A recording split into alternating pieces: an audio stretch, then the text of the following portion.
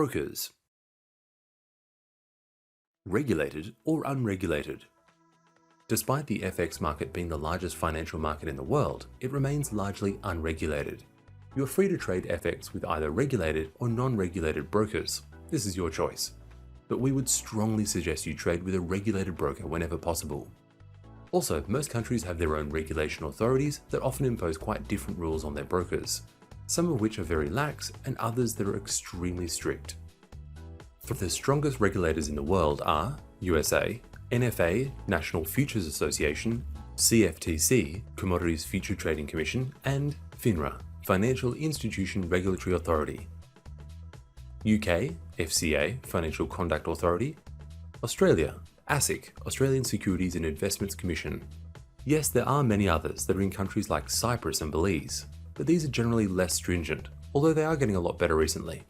But even this level of regulation is still better than none in my opinion. Here's the basics of what to look for in FX regulation. The regulators also do an initial checkup on the owners, check their past, etc., and look for any potential red flags. And they check for funding and cash reserves. As an example of this, most regulated brokers in the FX industry are obliged to keep available sufficient funds to complete all their clients' foreign exchange transactions. They must also keep sufficient funds available in reserve to return to their clients if something goes wrong in the markets or if there's a very volatile market movement that catches traders out. I've seen regulators demand brokers start with and keep on hand access cash starting at $30,000 right up to $20 million for US brokers. The main reason for this is if the market moves abnormally fast in any one direction, it can go past the stops, and with many brokers offering very high leverage, this can end up hurting a lot. You can have people losing more than what they have in their accounts. How many of these customers do you think add more funds after to pay back their broker? This then leaves a shortage of funds in the remaining customers' accounts. Remember, they are all pooled together. This shortfall either gets topped up by the broker or the broker goes bankrupt. If the broker cannot top it up initially, they may just keep going hoping to make the money back. As long as not too many people pull their funds out, they may be able to do this or potentially make it worse. In general, regulated brokers are audited initially when they apply for their license and then on a regular ongoing basis to ensure they are in fact following the rules and regulations set forth by their regulating body. The non-regulated brokers do not. They are free to do so as they please. Sure, they may take it upon themselves to do all the right things and even follow what the regulated brokers are doing, but they do not have to, and they can change their minds at any time. There is no big brother. No one is watching over them. US regulation is generally referred to as OTT, over the top, and many other related but perhaps not so polite phrases. US brokers need to be a member of the NFA, National Futures Association, and be registered with the CFTC, Commodities Future Trading Commission, and sometimes FINRA, Financial Industry Regulatory Authority. Here are the key aspects to US regulated FX trading. You cannot fund your account with a credit card, and the minimum amount is about $250 US. Maximum leverage is 50-1 on major currencies and 20-1 on minors. The FIFO rule. This rule prohibits hedging by requiring multiple positions to be held in the same currency pair to be offset on a first in, first out basis. Not only are these rules very limiting for customers compared to most other countries, but they're also very tough on the brokers. To be a US licensed broker, you need to prove that you have $20 million of freely accessible capital, not including client funds, compared to around $100,000 for most other countries.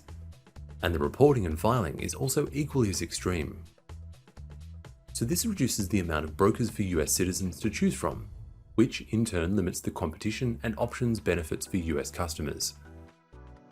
Non-US brokers are not allowed to accept US citizens as clients, but they can accept non-US citizens that live in US. Without going into a full-on debate on this, let's just say their intentions were perhaps good, but not everyone fits in a size 8 miniskirt with pleats. For many people trading Forex under these rules, it has actually increased their risk, particularly the FIFO rule. Note, there are other options for US citizens, but this means creating your FX account offshore with companies in countries that do not have financial ties with the US. We're not saying this is what you should or should not do, we're just saying from an education point of view, this is an option for some people. The people that do this still report their earnings at year end and pay their taxes in the US. It is also important to note these people will not be covered under US regulations. If something goes wrong with their chosen offshore broker, they'll be reliant on whatever, if any, regulating authority that the broker has, most likely a lot less than the US. What different currencies do they offer to trade? Sure, all brokers will offer the top major currency pairs, but as for the minors, crosses and exotics, you will find this change from broker to broker. It will depend on the broker size, who they are using for their liquidity providers, where they are located, who they are registered with, if anyone, and many other things including their own personal preference. So depending on what you want to trade, you need to look at this. Personally, we like to trade many different pairs, so only use brokers who provide this for us. Customer service. Some brokers will want to call you daily and tell you about new potential trade opportunities. These are generally referred to as full-service brokers. But these are less common these days and also focus on the larger clients and in other markets like stocks.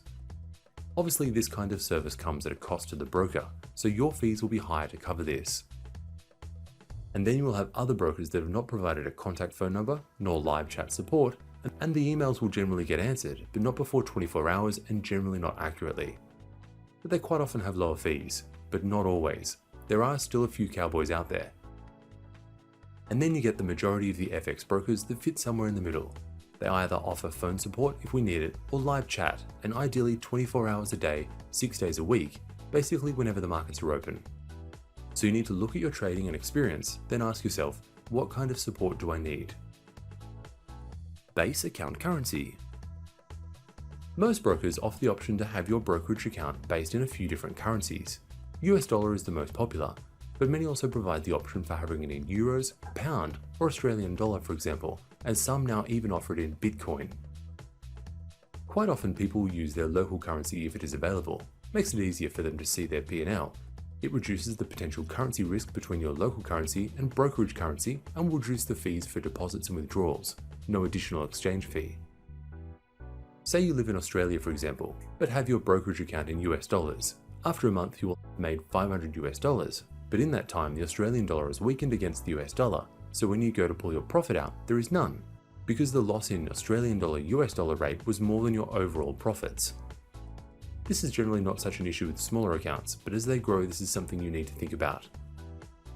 If you do use a different base account to your local spending currency, then I would suggest you use a hedge trade. Here you just create another trade opposite with a similar size and keep the trade open for as long as you have an FX account funded, adjusting it as your trading account adjusts also. This way, any losses due to base currency risk will be offset by the hedge trade. For people that are using extremely volatile currencies like Bitcoin, hedging their base account can be very important. For more details on how to do this, please see GLS Equity Trading Basics Academy course.